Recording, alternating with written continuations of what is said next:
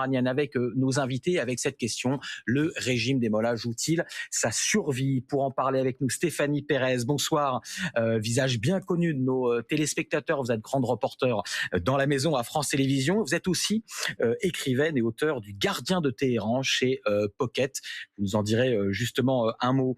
Guillaume Ancel, ancien officier et chroniqueur, auteur de Petites leçons sur la guerre, comment défendre la paix sans avoir peur de se battre aux éditions Autrement. Afshin Alavi, bonsoir, membre de la commission des affaires étrangères du Conseil national de la résistance iranienne, le CNRI qui est pour une république libre et laïque en Iran. Et puis Adel Bakawan, on vous retrouve aussi avec plaisir, directeur de l'Institut européen pour les études sur le Moyen-Orient et l'Afrique du Nord et auteur de La décomposition du Moyen-Orient, 3 ruptures qui ont fait basculer l'histoire aux éditions Taillandier. Alors, vous venez de voir dans le journal de Louise le reportage sur ce qui vient de se jouer en Iran, notamment ces images terribles de tous ces corps, notamment entreposés près d'une morgue. Dans quelques secondes, on va voir la chronologie d'où tout est parti. Mais d'abord, juste un mot, Afshin Alavi, sur ce qui se joue ce soir. Vous avez vu ces images, là, on les revoit à l'écran. Qu'est-ce que ça vous inspire de voir ces centaines de corps? Alors Emmanuel Macron parle de environ 650 morts au moins. Le président français qui a condamné la violence d'État qui frappe aveuglement les manifestants en Iran. Qu'est-ce que vous inspire la situation ce soir? C'est une grande tristesse et la colère de voir justement tant de personnes qui ont été massacrées par les forces de sécurité à travers le pays. Vous savez que d'après les informations qu'a recueillies à l'intérieur de l'Iran, l'organisation des Moudjahidines du peuple d'Iran dans tout le pays, c'est-à-dire 195 villes. Redites-nous pour nos téléspectateurs, les Moudjahidines du peuple, qui sont la force organisée sur le terrain, une opposition qui est présent sur le terrain, donc présent aussi dans le soulèvement, et qui ont fait une enquête dans laquelle auprès des sources locales, auprès des morgues, auprès des hôpitaux, auprès des familles des martyrs. Et on peut aujourd'hui avancer le chiffre de plus de 3000 personnes tuées dans le pays. Mais ce chiffre est vraiment prudent par rapport à ce qui est 3000. On avait 650 tout à l'heure, mais 3000, ça vous paraît être une estimation crédible? C'est là où on peut sûr d'être pas dans l'irréel. Et nos sources, ils disent que justement le chiffre pourrait être beaucoup plus. Si c'est 3000, oui, Stéphanie, j'allais vous poser la question, parce que on rappelle pour nos téléspectateurs, évidemment, vous avez souvent fait des reportages, des sujets, et vous avez été allé à plusieurs reprises en Iran. 3000 morts, par rapport aux précédents mouvements qu'il y a pu avoir en 2022 sur Femmes, Vie, Liberté, 2009, je crois. Est-ce qu'on sait combien de morts il y avait eu dans ces différents mouvements? Et aujourd'hui, ça représente quoi comme gradation, j'ose dire? Là, on est clairement dans une autre dimension. Et tout à l'heure, je me suis entretenue avec un chercheur français qui revient tout juste de Téhéran. Là, je l'ai eu entre 2 avions. Et donc, c'était pour nous un peu aussi un premier témoignage direct, un témoin de ce qui s'est passé. Et lui, effectivement, me confirmait que les morts se comptent certainement par centaines, que ce bilan qui était donné de 600, 1000, 2000 était certainement en dessous de la réalité, puisque lui-même me dit avoir assisté dans la rue à des échanges de tirs, me dit avoir vu concrètement du sang dans les rues de Téhéran, ce qui n'a jamais été vu ou très peu à ce niveau-là. Donc clairement, ce mouvement-là n'a rien à voir avec les précédents mouvements. Il y avait eu de la répression, c'est sûr, au moment de la mort de Mahsa Amini, il y a eu des morts par 750. Voilà, plusieurs centaines, mais pas ce niveau-là. Et manifestement, vous dites 750 morts, mais sur plusieurs dans les manifestations Femmes, Vie, Liberté, il y a 4 ans. Voilà, là on est sûrement Et là, on est sûrement très au-dessus. On a dépassé les milliers. Et ce qu'on nous rapporte, c'est que ce sont souvent des tirs à bout portant, des manifestants qui sont tués d'une balle dans la tête. Donc c'est des exécutions. Des exécutions, et qui apparemment dépassent. Et de toute façon, on a vu ces images. Moi, quand j'ai vu ces images, comme vous tous, de la morgue hier, ces images, elles sont terrifiantes. Parce qu'on voit effectivement les corps par dizaines, on voit toutes les familles qui viennent essayer de retrouver le leur au milieu de de tous ces cadavres qui s'amoncellent. Donc là, on est dans une autre dimension. Oui, ce soulèvement-là n'a rien à voir avec les autres. Oui, c'est à une autre échelle. Pourquoi ? Mais pourquoi ? Parce que tout simplement, en 2009, lorsqu'il y a eu le mouvement vert, en 2019, 10 ans plus tard, le grand mouvement de contestation, et en 2022, Femmes, Vie, Liberté, il y avait 3 millions Iraniens dans la rue. Pendant tous ces mouvements-là, le régime ne se sentait pas existentiellement menacé. Mais là, aujourd'hui, le problème, c'est quoi ? C'est que le régime, je parle régulièrement même avec les cadres du régime. J'ai l'impression c'est l'impression qu'ils me donnent. Vous voulez dire, Adel, vous parlez avec des cadres du régime ou par exemple des gardiens de la Révolution ? Non, plutôt avec les diplomates. Plutôt des diplomates, plutôt avec les diplomates. Ils me donnent l'impression qu'ils se sentent vraiment aujourd'hui d'une manière ultra sérieuses, ils sont menacés dans leur existence. Et plus la menace s'approche du cœur du régime, plus il augmente le degré, le niveau de la répression. Alors, ce niveau-là n'est pas arrivé au sommet. On n'est qu'au début. Tout ça, ça se joue à Masqat, la capitale de Oman. Si jamais les Iraniens et les Américains n'arrivent pas... Parce qu'on précise à nos téléspectateurs, à Oman en ce moment, il y a quand même des émissaires iraniens et américains qui sont en train de discuter. Absolument. Si jamais les Iraniens et les Américains n'arrivent pas à forger un accord entre les deux, dans ce cas-là, le niveau de répression arrive à un degré, à un niveau sans précédent.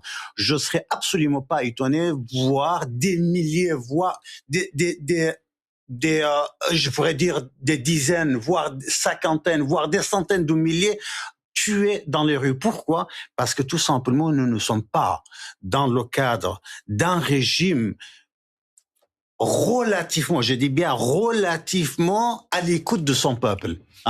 Ou bien le régime doit rester avec le déploiement de tous les moyens, toutes les ressources de répression, ou bien le régime sera renversé. Guillaume. J'ai par un autre réseau la confirmation de ce que vient de nous dire Adel, c'est-à-dire que le régime essaye clairement d'écraser le mouvement de protestation parce qu'il se sent menacé. Il s'est jamais senti probablement autant menacé que par ce mouvement. Il est fragile. Et il est fragile. Et en plus, depuis la guerre de 12 jours, il a dû constater, je rappelle, c'est l'opération américaine et israélienne contre l'Iran, que en fait, il n'avait absolument pas les moyens militaires de résister à une attaque américaine. Bien sûr que les révolutionnaires vont continuer à nous expliquer qu'ils vont incendier les États-Unis si jamais ils intervenaient, mais la preuve, c'est qu'ils sont à Oman pour discuter avec eux tellement ils ont peur. Et en fait, Trump veut intervenir. Et il sait qu'il a la possibilité de le faire sur une palette relativement réduite. Évidemment que c'est pas une invasion de l'Iran qui va se tenter. L'Iran, c'est un pays gigantesque. Même les Américains n'oseraient pas faire une opération de ce type. Par contre, des frappes très ciblées, une opération militaire spéciale, comme il y a eu lieu au Venezuela, non pas pour enlever un dirigeant cette fois, mais juste pour le flinguer. Et peut-être avec une frappe d'avertissement au départ, pour montrer à un proche de Khamenei que le prochain, ça pourrait être lui. Les Iraniens ne savent pas s'en défendre. Quand je dis les Iraniens, pardon, c'est le régime des mollahs. Le régime des mollahs aujourd'hui ne sait pas se défendre. Et c'est pas les Iraniens. Et donc, il y a probablement dans la discussion à Oman un point très serré entre les Américains qui disent si vous continuez cette répression, on intervient. Et un gouvernement, un régime des mollahs qui a bien compris qu'il était exactement sur la corde raide et que selon ce qu'il allait obtenir ou réussir à écraser comme protestation, sa vie était en cause. Alors justement, on va y revenir dessus. On va d'abord juste retourner sur le terrain de ce qui se passe justement en Iran. On va voir d'abord un extrait de reportage et ça va alimenter votre conversation à tous les quatre. Luc Lacroix nous a refait la chronologie de ce qui se passe en Iran. Ça a débuté le 28 décembre. On le sait d'abord par une colère des commerçants contre la vie chère et ça a dégénéré ensuite. Luc Lacroix nous raconte et on en parle juste après. Tout commence le 28 décembre, dans le marché d'électronique et de téléphones portables de Téhéran. La monnaie locale s'est effondrée, les prix s'envolent. Les commerçants ferment boutique pour protester. Dans les jours qui suivent, le mouvement s'étend, touche même des universités comme celle-ci que nous avons localisée à Téhéran.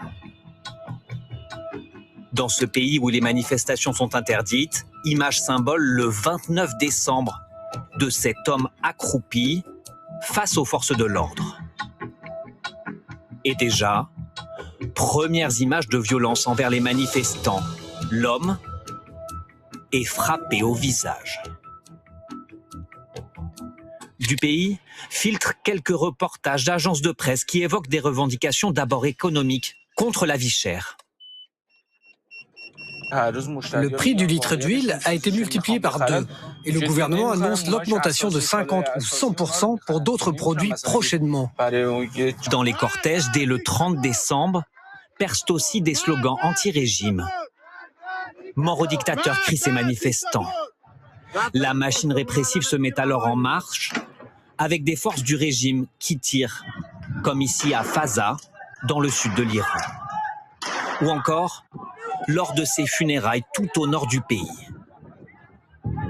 La chaîne d'État iranienne cherche alors à discréditer les manifestants. Elle les qualifie d'émeutiers, montre ces images de leurs armes supposées et diffuse des confessions de personnes détenues, visage masqué. La violence monte encore d'un cran. Le 9 janvier, des manifestants incendient plusieurs symboles du régime. Ici, une banque liée aux gardiens de la Révolution. Là, une mosquée. Ou encore, ils détruisent une voiture de police.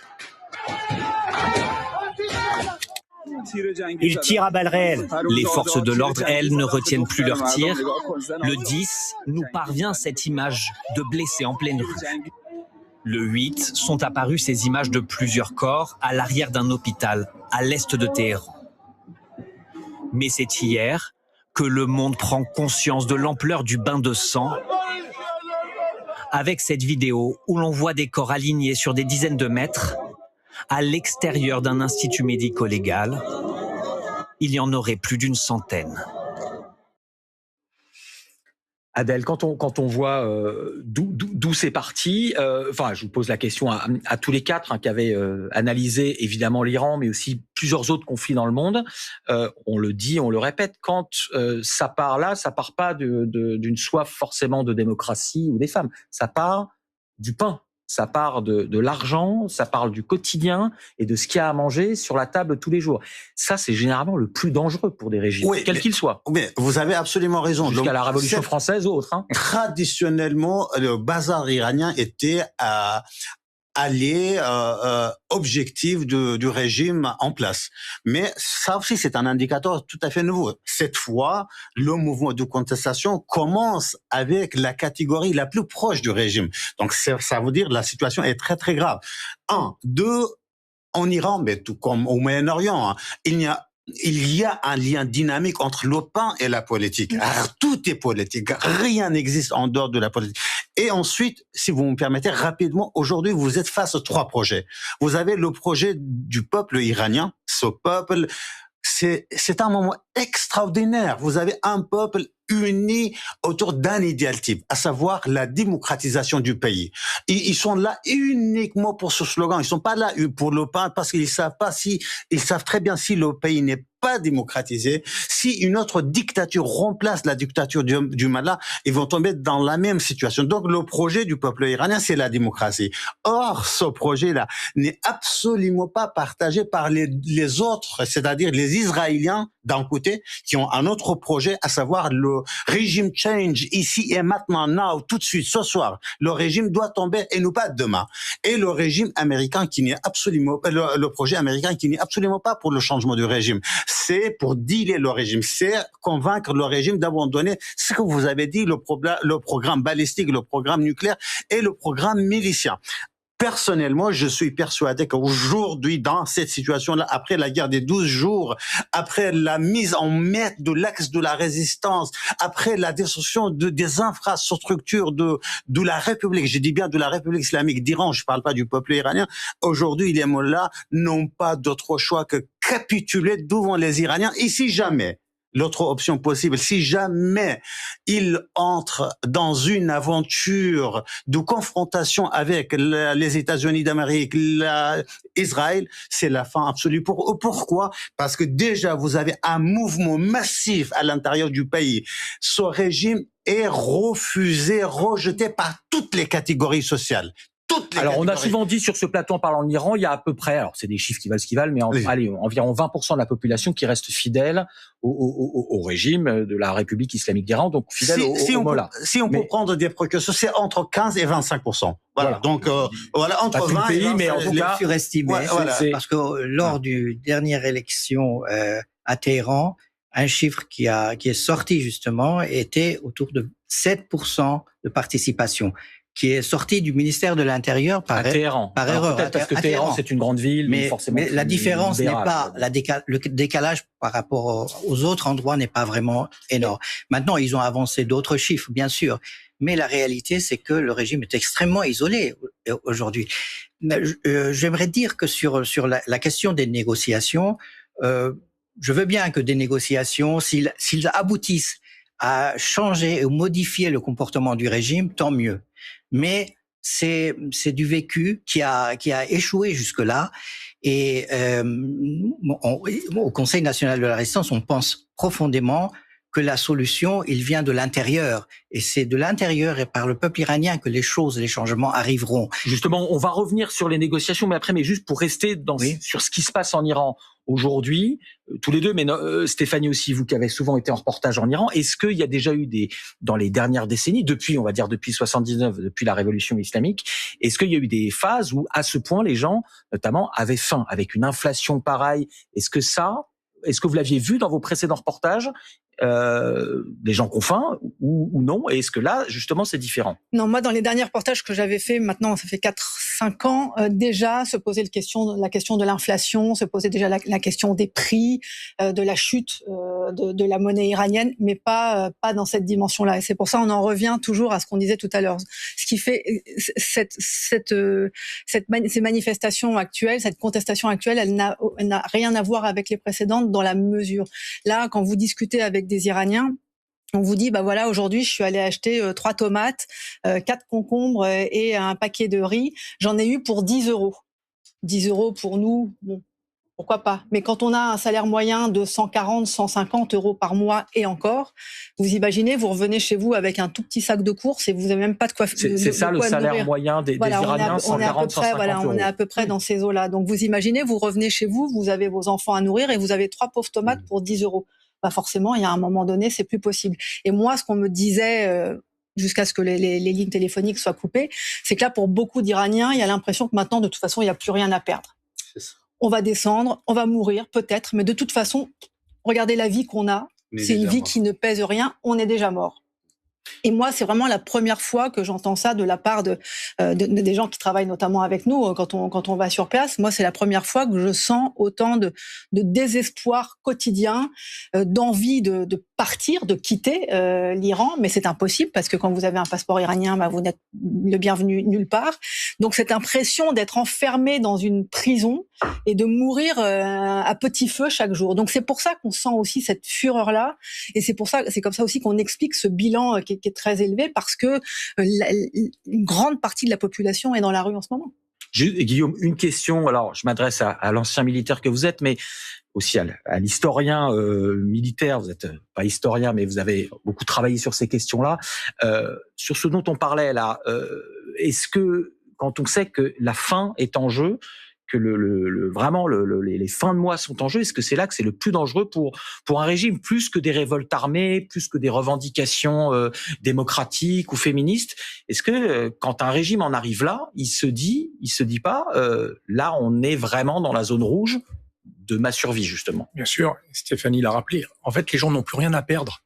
C'est ça qui change tout. C'est-à-dire que là, c'est plus une confrontation d'idées, ou le fait qu'on aimerait voir triompher le parti pour lequel on milite ou qu'on supporte. Là, en fait, c'est leur survie qu'ils jouent. Et donc, ils sont extrêmement menaçants. Et en fait, ce qui va être déterminant, à mon avis, pour la suite, c'est d'une part la capacité du régime à réprimer tellement durement que les gens n'osent même plus sortir de chez eux. Mais attention, parce que ça, c'est toujours une arme à double tranchant, hein. On peut aussi excéder. Et l'autre acteur qui va être clé, c'est l'armée. Parce que l'armée supporte de moins en moins bien, d'après mes renseignements, les gardiens de la Révolution. Et donc, elle se dit au fond... Parce que c'est pas les mêmes. Alors, non, c'est pas du tout les mêmes. Sujet dans quelques minutes. Si je devais faire une comparaison, pardon, elle est horrible, mais si vous voulez, c'est les Waffen SS et la Wehrmacht. Voilà.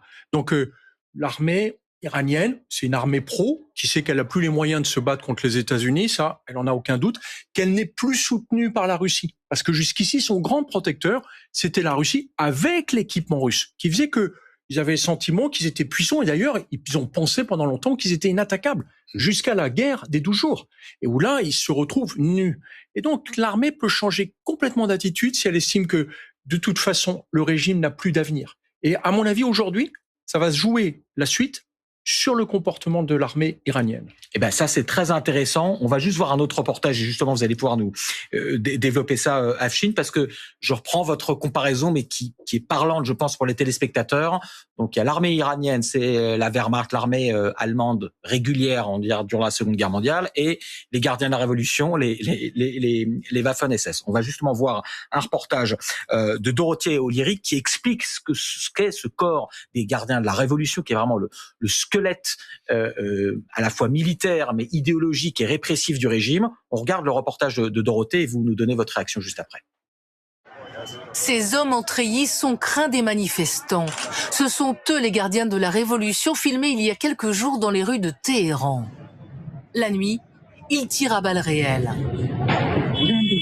Ils se déplacent à moto pour traquer et arrêter massivement les jeunes qui osent défier le pouvoir iranien. Ils sont ici filmés depuis une fenêtre, vendredi soir, dans la capitale iranienne.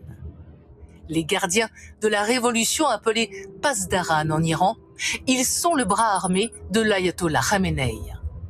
Ils assurent la survie du régime. Pour l'instant, pas de défection dans leur rang, mais rien n'est exclu si la situation leur échappe. Il peut y avoir effectivement des factions à l'intérieur des gardiens de la Révolution, du commandement, qui souhaitent sauver leur tête, sauver leur peau et continuer à participer à un pouvoir politique en dehors du système religieux. C'est en 1979 que ce corps des gardiens de la Révolution a été créé, peu après l'avènement de la République islamique. L'ayatollah Khomeini se méfiait de l'armée qui avait servi le Shah. Il a choisi les miliciens les plus fidèles et pieux. Les gardiens de la Révolution, une milice dévouée jusqu'à la mort à l'imam. C'est parce qu'ils sont la clé de voûte du régime depuis toutes ces années qu'ils sont régulièrement ciblés par les Israéliens, comme ici en juin dernier pendant la guerre des 12 jours. Le chef des gardiens de la Révolution avait été tué. En 2020, Donald Trump avait ordonné en Irak une frappe de drone sur la voiture du patron des forces spéciales, provoquant la mort du général Soleimani. Le mouvement des Pasdaran a été affaibli, mais à chaque fois, il remplace ses dirigeants éliminés pour assurer la survie du régime des mollahs. Afshin Alavi, vous qui connaissez évidemment parfaitement l'Iran, c'est ce que nous disait Guillaume là à l'instant. Donc c'est pas l'armée régulière, les gardiens de la Révolution. Ils sont quoi? Ils sont évidemment mieux traités par le régime, mieux payés, ils ont des tas d'avantages. Comment se développe cette force parallèle? En fait, ils détiennent avec les fondations du Guide à peu près 60% à 70% de l'économie du pays. Ah, de l'économie? De l'économie du pays. Donc, c'est une armée qui, à l'origine, était préparée pour protéger le régime et surtout être le fer de lance de l'exportation de la révolution, l'exportation de l'intégrisme vers l'étranger, donc tous ces proxys qui étaient gérés par la force Quds des gardiens de la révolution. Mais comme le Hezbollah ou voilà, exactement, qui dépendent en fait. Mais il faut savoir que cette armée, les gardiens de la révolution, aujourd'hui, ils sont extrêmement corrompus et en raison du fait qu'ils sont devenus des grands, comment dirais-je, affairistes, oui, et qui détiennent Et quand vous dites ils détiennent l'économie, c'est-à-dire quoi? Ils ont le corps des gardiens de la Révolution et je sais pas, est actionnaire de sociétés. Ah oui, oui. La ça. plupart des sociétés en côte en Iran appartiennent aujourd'hui aux gardiens de la Révolution ou à des fondations religieuses, y compris le pétrole, et notamment le pétrole. Notamment le pétrole.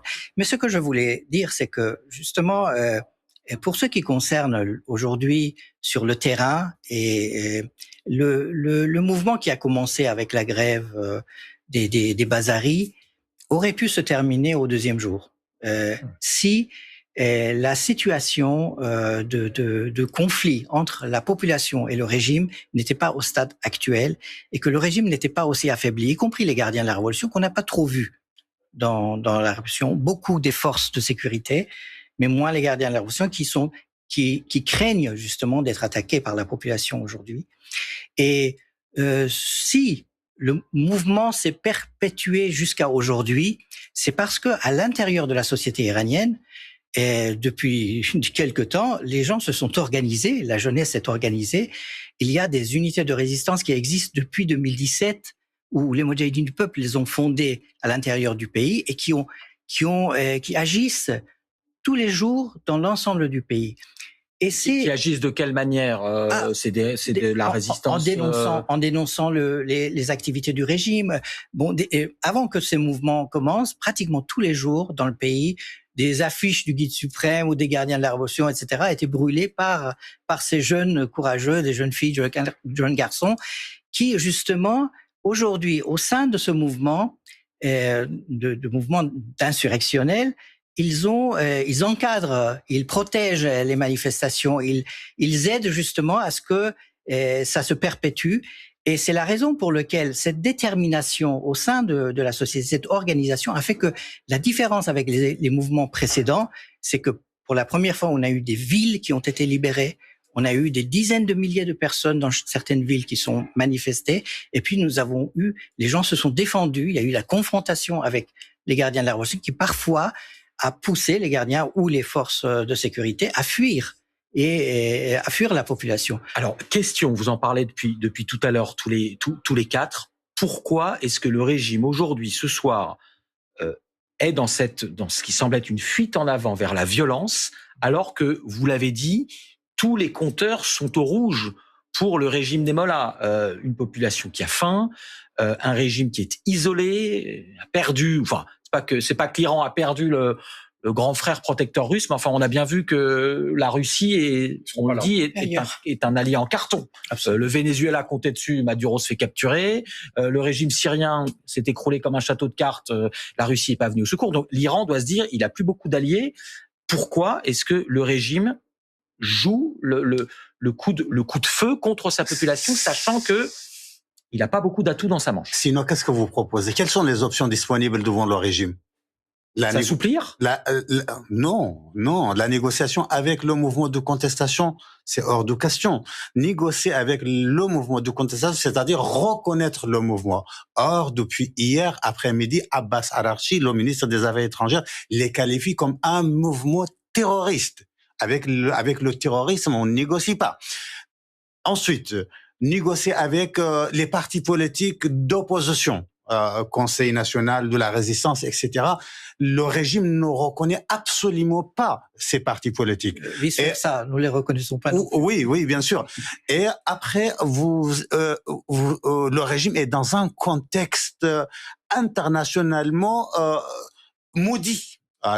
Il n'y a plus d'allées, il n'y a plus même l'axe de la résistance, le Hezbollah au Liban, les milices irakiennes, le Hamas et le djihad palestinien, les Houthis au Yémen. Personne n'a aidé la République islamique d'Iran lorsqu'elle était en guerre contre les États-Unis d'Amérique. Et ensuite, vous avez une République islamique qui a fondé toute son historicité depuis 47 ans sur un récit, à savoir la bataille finale entre la force du bien, représentée par la République islamique islamique d'Iran, et la force du mal, représentée par le grand Satan, les États-Unis d'Amérique, et le petit Satan, Israël.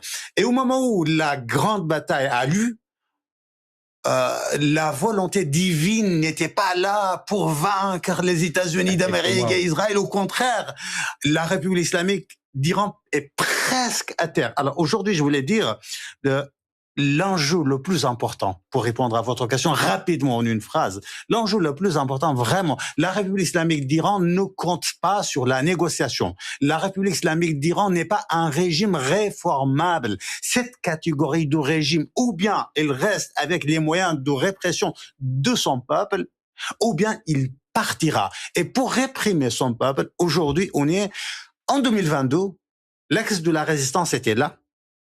Les gardiens n'étaient pas touchés. En 2022, le mouvement Femmes, Vie, Liberté. Exactement. Vous voulez dire que le régime était beaucoup plus solide. Était très, très solide. Était tellement solide. On a partagé le Moyen-Orient avec l'Arabie Saoudite. Ce que j'ai appelé dans mon livre le nouveau Sykes-Picot.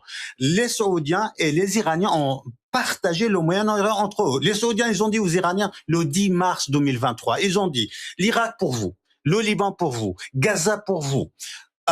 Lubnan, Liban pour vous, la Syrie pour vous, le Yémen pour vous. Mais par contre, vous ne touchez pas aux pays du Golfe, vous ne touchez pas à la Jordanie, l'Égypte, etc. Et vous ne touchez pas à la Cisjordanie. Il y avait un accord et l'Europe avait accepté tacitement, indirectement cet accord. Alors, je voulais juste dire, je finis là, vraiment. Mais là, en 2025, 2026, la République islamique, c'est fini tout ça. Alors donc la seule carte qui reste aux mains de la République islamique, paradoxalement, c'est Trump qui propose. C'est le gilet sauvetage, ça vient de Donald Trump. Ou bien il accepte les conditions de Donald Trump et le régime est sauvé pour une période déterminée, bien déterminée, ou bien c'est l'abîme total. Très court. Le régime s'est maintenu dès le début jusqu'à aujourd'hui sur 2 piliers. La répression à l'intérieur et l'exportation de la révolution. Donc, les guerres, toutes les crises qu'il a causées. Et notamment pour cela, il avait besoin du programme nucléaire, du programme balistique, etc. Pour le guide suprême aujourd'hui, qui est le pilier du régime, et s'il disparaît, c'est l'effondrement aussi de ce système, et accepter de négocier et d'abandonner ces piliers essentiels pour la survie du régime, c'est du suicide. Donc, il veut pas se suicider. Et l'argent qu'il devrait dépenser pour le bien-être de la société et qui pourrait régler beaucoup de problèmes, parce que l'argent existe, et les dépenser dans ces domaines-là pour la survie du régime, c'est tout. Et donc, ce régime, c'est la raison pour laquelle nous pensons que ce régime ne va pas céder sur ce terrain-là. S'il cède, tant mieux. Stéphanie, vous avez fait un livre sur le gardien de Téhéran, alors qui n'a rien à voir avec l'actualité aujourd'hui. C'est un livre justement qui parle d'un gardien de musée qui sauve des trésors artistiques. Mais 79, c'est là où se situe votre roman, et parce que vous connaissez bien le pays, 1979, c'est la révolution islamique.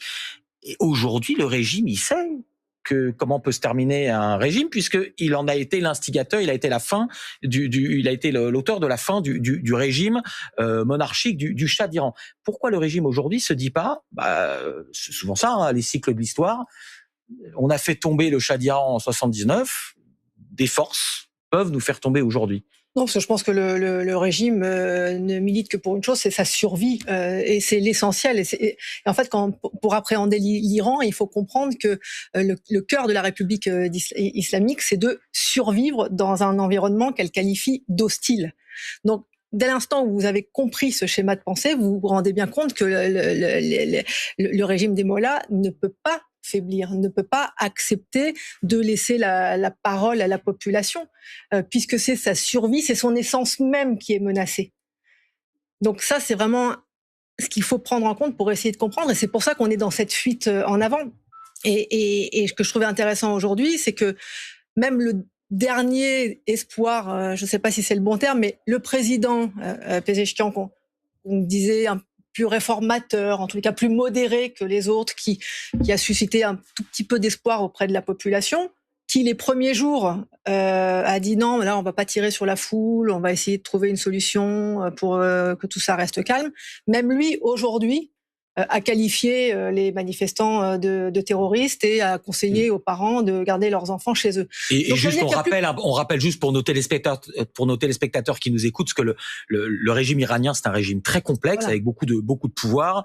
Le président, il a du pouvoir, mais enfin c'est pas le lui qui décide, c'est l'ayatollah, c'est le guide suprême. Il a toujours dit je fais ce que le guide me dit. Mais bon voilà, il avait un peu cette image, et moi je sais que quand il a été élu, il n'a pas été élu avec beaucoup de voix, parce qu'il n'y a pas eu une forte mobilisation, mais voilà, auprès de ceux qui avaient voté, il représentait quand même un petit peu un espoir d'un pas de côté. Voilà. Là, c'est fini, en fait. Donc, c'est vraiment qu'on est en mode survie. Alors, juste, j'aimerais qu'on ouvre un petit peu le débat vers ce que pourrait être la suite, notamment en termes de relève politique. Alors, il y a quelqu'un dont on parle beaucoup ces derniers mois, c'est Reza Pahlavi, c'est donc le fils du Shah, renversé en 1979. Il vit aux États-Unis. Vous voulez réagir tout de suite, Guillaume, ou on va voir justement un extrait de reportage de Stéphanie. Extrait tout de suite après. Alors voilà, Stéphanie, tout à l'heure, justement, pour notre journal de 20h, vous avez fait le portrait, justement, de Reza Pahlavi, fils du Shah d'Iran, donc qui est l'héritier du trône. L'Iran n'est donc plus une monarchie. Est-ce qu'il peut être une alternative, un espoir? On regarde votre reportage, Stéphanie, on en parle juste après. Par l'un de ces retournements dont l'histoire a le secret, il est devenu l'un des visages de la contestation en Iran. Sur les réseaux sociaux, il attise la révolte. La liberté est proche. N'abandonnez pas les rues. Dans les rues de Téhéran, de plus en plus de manifestants scandent son nom. Reza Pahlavi, 65 ans, une alternative crédible. Lui, le fils de l'empereur poussé à l'exil par la révolution islamique de 1979. Le voici hier en anglais sur la chaîne préférée de Donald Trump. Je suis prêt à retourner en Iran dès que possible. On est en train de préparer tout ça avec mon équipe pour la transition. On espère que cette fois les Iraniens l'emporteront. Et ils vont l'emporter parce que je sais qu'ils sont prêts à mourir pour leur pays. Et moi aussi. Voici les premières images d'une naissance qui a fait à travers le monde la joie des cœurs sensibles. Ce joli garçon porte le nom de son grand-père, Reza. Reza Pahlavi, c'est une enfance sous les projecteurs, prince choyé de la dynastie impériale iranienne. Son père, autoproclamé roi des rois, dirige alors d'une main de fer un Iran où l'économie est florissante, les femmes libres, avec souvent pour modèle la très glamour impératrice Farah. Mais les inégalités sont criantes. Et la SAVAK, la police secrète, fait régner la terreur. Les opposants peuplent les prisons, même si le souverain s'en défend alors. La trahison, je m'excuse. Nous ne permettons pas la trahison, nous ne permettons pas le crime. À la prise du pouvoir par l'ayatollah Khomeini en 1979, le jeune Reza, alors 18 ans, découvre l'exil. Son pays d'adoption, les États-Unis. Jamais, depuis 47 ans, il n'est retourné en Iran. C'est dur de vivre dans une situation d'exil. Et pour nous, l'Iran, c'est toujours le but. Le but d'y être un jour là où on est chez soi, quoi. Dans les manifestations actuelles, la nostalgie pour l'ère impériale a pris de l'ampleur. Mais ses opposants soulignent son manque d'expérience politique et de réseau solide. Sa proximité affichée avec Israël et Benyamin Netanyahou divise. Et il n'a jamais réussi à fédérer la diaspora. Stéphanie, vous avez fait ce reportage, juste qu'on redise bien à nos téléspectateurs, vous l'avez mentionné dans votre reportage, certes sous l'époque du Shah d'Iran, sous l'époque de la monarchie, l'Iran économiquement se portait bien. Enfin, c'était pas une démocratie. Il y avait aussi, on voit, une police politique très dure. La SAVAK, quand vous parlez aux Iraniens encore aujourd'hui, dans les familles, c'est un mot qui fait trembler. C'était les gardiens de la révolution de l'époque. C'était la police secrète qui arrêtait tous les opposants, les intellectuels, les partis, les hommes politiques du camp adverse. Donc non, c'était pas vraiment une démocratie. C'est pour ça que c'est vraiment assez étonnant aujourd'hui de voir le nom de Reza Pahlavi remonter à la surface. Moi, j'ai posé aussi la question à mes amis iraniens qui me disent oui, mais bien sûr, on n'oublie pas ce qui s'est passé, mais aujourd'hui, on n'a pas trop le choix. Mais effectivement, il y a aussi derrière tout ça toute une communication qui est très très bien organisée. Alors, on va parler de la communication, mais juste sur Reza Pahlavi. Oui. Est-ce que c'est quelqu'un qui compte? Est-ce que ça peut être un espoir, une icône autour duquel le peuple iranien en colère peut se regrouper ou pas? Ça dépend pour qui on parle. Si on parle du peuple iranien, absolument pas. C'est un obstacle, précisément. Parce que, en fait, c'est un personnage qui est assez ridiculisé dans son propre milieu, même des nostalgiques, des monarchistes, parce que, tout simplement, il a été totalement absent pendant toutes ces années de lutte et de souffrance contre le régime des mollahs. Et sa seule représentation ou qui le met en avant, c'est d'être le fils d'un dictateur. Avec tout le parcours qu'on vient de dire au niveau du régime du Shah. Moi, mon père a été en prison parce qu'il était un intellectuel, comme tous les intellectuels. Donc votre père a été emprisonné par la police politique du roi du Shah. Absolument. Et donc, le Shah, par le vide qu'il a créé avec la torture, les exécutions, par exemple, les fondateurs des organisations politiques ont été tous exécutés sous le Shah, dont les Moudjahidines, les Fédéines du peuple, etc. Et donc, si le peuple iranien s'est soulevé en 1979, c'est parce qu'il ne voulait plus de ce système-là. Et donc, aujourd'hui, ce qui s'est passé au moment de cette révolution, c'est-à-dire un mouvement qui était authentique, dont on réclamait justement la liberté, l'indépendance et la libération des prisonniers politiques, a été volé par Khomeini, qui l'a transformé en une sorte de déclin vers l'obscurantisme. Et donc juste aujourd'hui, si je résume, vous qui êtes membre du Conseil national de la résistance iranienne, vous êtes pour une république libre et laïque, c'est-à-dire pas une monarchie et pas une théocratie non plus, celle des mollahs. Le slogan, c'est ni Shah ni Mollah. Et aujourd'hui, ce qu'on est en train de constater, c'est que le fils Pahlavi essaye de faire la même opération, c'est-à-dire de voler la révolution au peuple iranien, le mouvement, le soulèvement. Et or, lui, il n'est absolument pas, par exemple pour nous, un rival dans le renversement du régime des mollahs. Il est plutôt un allié pour le régime, parce que plus son nom est évoqué, et qui est artificiellement évoqué, y compris par les services de renseignement iraniens, mais également par les fakes qu'on connaît à l'extérieur, plus son nom est évoqué, plus il jouera un rôle de frein dans ce soulèvement. Juste un mot, Guillaume, et après Adèle. Guillaume, le nom de Reza Pahlavi, il est aussi poussé par l'extérieur. Alors, c'est très intéressant. Là, je vais parler non pas en tant qu'analyste militaire, mais de communication, parce que je suis aussi directeur de la communication. C'est très frappant de voir qui parle de quoi. C'est pas les Iraniens qui parlent de Reza Pahlavi.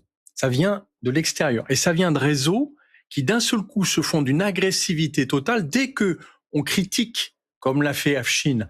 Je rappelle quand même le fils d'un dictateur sanglant et qui est catapulté, que personne n'a réclamé. On est immédiatement assiégé par des réseaux de trolls qui étaient ceux qui défendaient l'affaire de Gaza. Et donc c'est assez frappant de se dire, mais tiens, d'où est-ce qu'ils viennent? Qu'est-ce qui les pousse derrière? Pourquoi est-ce qu'ils essayent d'empêcher qu'on dise simplement la réalité, c'est-à-dire que Afshin Pahlavi ne représente rien. Et que les Iraniens... Pardon. Excuse-moi. Que Reza Pahlavi ne représente absolument rien. Le fils du dictateur déchu n'a aucune légitimité de se présenter aujourd'hui devant les Iraniens. Et quand on l'entend dans le sujet, c'était remarquable, dire « je suis prêt à mourir pour les Iraniens », alors qu'il n'a rien fait en 50 ans. Il faut quand même qu'on s'interroge. Il a dit dans le Maryland aux États-Unis. C'est de la communication pure, et ça montre bien que derrière, il y a une tentative de propagande, en tout cas de manipulation, d'imposer cette figure-là alors qu'il n'a joué aucun rôle dans ce qui se passe aujourd'hui en Iran. Alors juste, je vous montre juste un dernier extrait, et puis après Adèle, vous allez réagir, mais sur précisément ce que vous venez de dire, Guillaume. Sur le dossier iranien, comme dans tous les dossiers sur cette planète aujourd'hui et sur cette planète médiatique, il y a des fakes partout, mais de tous les côtés du régime, mais aussi, on va le voir, de certaines oppositions, voire même d'agents ou de pays extérieurs. Regardez cet extrait de reportage qui est assez édifiant de Léna Lacquin-Beauville pour notre émission Vrai ou Faux, et on en parle juste après.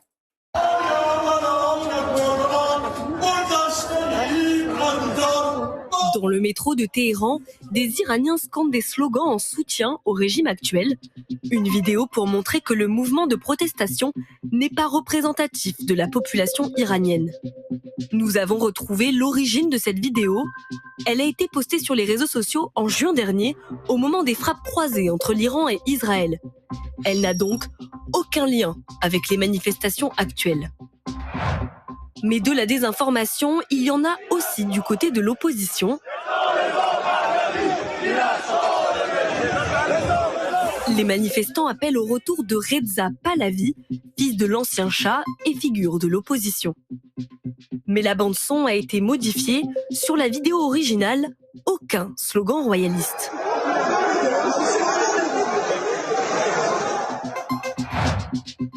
Même le gouvernement israélien, qui soutient les manifestants iraniens, n'hésite pas à recourir à des photos trafiquées. Cette photo a été publiée sur le compte Twitter du ministère des Affaires étrangères israélien. Sur l'image, on voit un membre des forces de l'ordre iraniennes brandir un jet d'eau à bout portant des manifestants. Dans cette vidéo originale, voici ce qu'il y avait entre les mains, un mégaphone. De l'eau a bien été lancée sur des manifestants, mais de beaucoup plus loin, comme on le voit sur la vidéo qui, elle, est bien réelle. La photo publiée par le ministère des Affaires étrangères israélien a donc été modifiée par l'intelligence artificielle pour renforcer la puissance de l'image. Un subterfuge, aujourd'hui possible en seulement quelques clics. Adèle, on voit bien que voilà, il y a des luttes d'influence, y compris de pays comme Israël, enfin évidemment. Rapidement, en quelques secondes sur Reza Pahlavi. Moi, j'ai le luxe à ne pas être un militant ni un politicien. Je suis un chercheur. Et en tant que chercheur, je dois absolument prendre en compte dans ma grille de lecture, ma grille d'analyse, pourquoi il y a à l'intérieur de son mouvement de manifestation dans les différentes villes, pas seulement une ville, il y a des groupes, il y a des individus, il y a des acteurs qui acclament l'office d'un dictateur. Donc, il faut absolument que je prenne en compte cet indicateur. Stéphanie, juste sur les images qu'on vient de voir, vous qui êtes journaliste, reporter tous les jours, vous devez faire le tri. Encore une fois, c'est pas que sur l'Iran, c'est sur toutes les crises dans le monde, mais là, c'est compliqué quand même. Ouais, ça devient de plus en plus compliqué. Et sur ce conflit, sur ces manifestations en Iran, tous les jours, c'est un travail extrêmement rigoureux qu'on doit mener parce qu'effectivement, on sait qu'on est au cœur d'une lutte d'information. On sait qu'une erreur est très vite arrivée, donc ça nous demande à nous encore plus d'exigence qu'avant parce qu'on sait qu'on n'est pas à l'abri des manipulations d'images et que ça fait aussi partie maintenant de ces conflits-là. Et moi, je voudrais juste ajouter quelque chose maintenant parce qu'on se pose la question pour la suite. Moi, ce qui m'intéresse maintenant, c'est de voir demain si effectivement les Iraniens vont continuer de sortir dans la rue ou si la répression va finir par obtenir des résultats, ce que cherchent les mollahs en ce moment. Afshin Alavi, le mot de la fin. Je confirme justement cela sur les recherches que j'ai fait moi-même. J'ai découvert pas mal de ce genre de manipulation. Je pense que s'il y a des manipulations, notamment pour faire paraître le fils du chat comme étant une solution de cette manière fake, c'est parce que dans la réalité c'est faux. Et je crois que dans ce domaine, la solution de la détermination du peuple iranien pour renverser le régime, elle est là. On est en train de l'observer.